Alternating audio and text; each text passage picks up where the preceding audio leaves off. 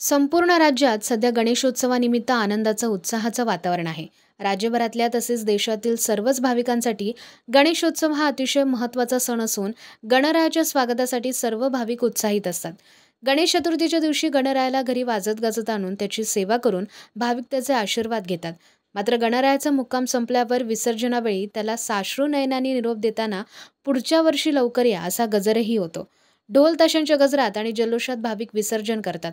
यावेळी अनेक जण नृत्यही करतात. यावेळी कर्तव्यावर उपस्थित असलेले पोलिसही काही वेळा नृत्य करतात. मात्र पोलिसांचे हेच नृत्य आता इतिहास जमा होण्याची चिन्हे आहेत. कारण गणेशोत्सवादरम्यान पोलिसांना नाचण्यापासून मनाई करण्यात आली.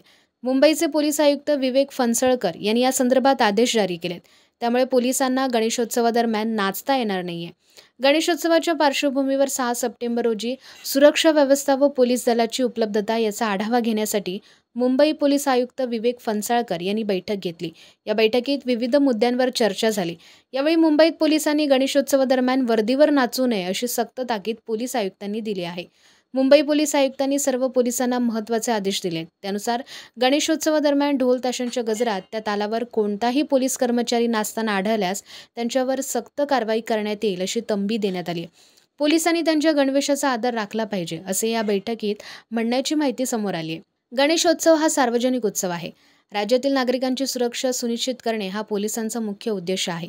या काळात पोलीस कर्मचारी सार्वजनिक ठिकाणी त्यांच्या कर्तव्यात व्यस्त असले पाहिजेत.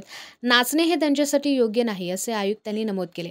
जर एखादा पोलीस कर्मचारी नियमांचे उल्लंघन करताना आढळला तर त्याच्या विरोधात तत्काळ कडक कारवाई करण्यात येईल असेही या बैठकीत नमूद करण्यात आले. गणेश चतुर्थी उत्सवादरम्यान सुरक्षा व्यवस्थेसाठी मुंबई सज्ज आहे. मुंबई पोलिसांनी गणपती आगमनासाठी पुरेशी व्यवस्था केली. सर्व मार्गांवर सुरक्षा तैनात करण्यात आली आणि मंडप देखील सुरक्षित करण्यात आले आहेत असे पोलीस अधिकाऱ्यांनी सांगितले आहे. आम्ही बैठका घेतल्या आहेत. गणपती विसर्जनासाठी CCTV, ट्रॅफिक मॅनेजमेंट, 30 DCP आणि सुमारे 2500 अधिकारी यांची व्यवस्था करण्यात आली आहे. याशिवाय इतर विशेष तुकड्याही तैनात करण्यात आल्या आहेत.